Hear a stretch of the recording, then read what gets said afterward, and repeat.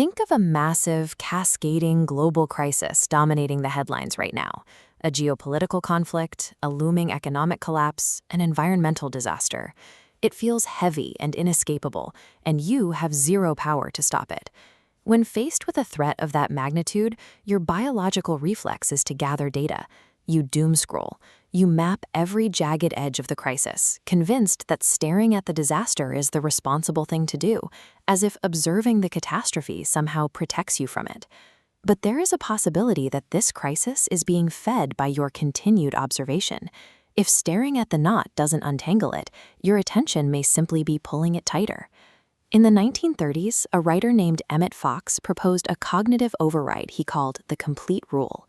His instruction was to stop thinking about the difficulty entirely and substitute it with thoughts of the absolute.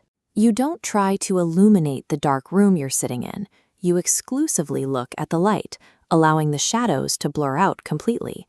True agency begins when you intentionally sever your attention from the catastrophe. The outside world doesn't stop just because you've turned away. A push notification hits, and the tension returns. This method of mental substitution explicitly forbids you from visualizing a specific solution. Instead, you must intentionally replace the cognitive load of your terror with abstract absolutes. You systematically rehearse concepts like infinite power, absolute truth, and inconceivable love to crowd out the panic. Consider the role of a copper wire. It serves as a conduit for a remote power plant. If that wire attempts to generate its own electricity, the system overloads and the wire melts. You function as a passive channel, staying clean and connected so the power can flow through. If you were responsible for engineering the solution to your crisis, then your lack of capital, your exhaustion, and your human weaknesses would dictate the outcome. But within this framework, the power is entirely external. This makes your specific human frailties irrelevant to the final success of the process. Once you remove your ego and its frantic plotting from the equation, the impossible burden of fixing the crisis yourself is lifted. The human ego finds this surrender nearly impossible.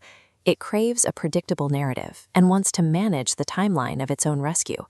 This leads to the first fatal trap: outlining. This is the attempt to predict, map, or over-engineer exactly how your problem will be solved. When you outline, you try to dictate terms to the absolute. You are essentially telling the higher power how to do its job, which breaks your connection as a passive channel. You have to leave the ways and means alone. The second trap is glancing back. This is the act of checking your news feeds, refreshing a bank account, or prodding a sore muscle to see if the treatment is working. There is a mechanistic reason this is fatal. The moment you check the metric, you instantly rebuild the entire architecture of the crisis in your mind. You have broken the circuit. It is like planting a seed but digging it up every 5 minutes to check for roots. The act of obsessive observation actively kills the process. The most difficult part of this method isn't the mental focus. It is the brutal discipline required to sacrifice your urge to measure and control the timeline of your own salvation. Skepticism is natural here. It's difficult to see how severing an internal mental connection could possibly alter external reality. Consider how obsessional rehearsal affects your behavior. When you spend a weekend replaying a conflict, you enter the room on Monday with a hostile baseline. Your body language, your micro-expressions, and your tone are pre-calibrated for defense, which provokes a defensive reaction in others. By removing the mental condemnation of that person, you change your own relational posture, removing the friction that sustains the fight. To prove this in the real world, you need a verification window. Set aside the next 48 hours to test this framework for yourself. Take that specific crisis you pictured at the start of this video and cease all observation of it. No outlining a solution, no glancing back to check the news. The prediction is that the absolute absence of your interference will lead to a visible change in the circumstances, simply because the channel has finally been cleared. You cannot control the apocalypse today, but you have control over your relationship to it. Perform one complete mental substitution on your specific crisis right now, before you stand up from the screen.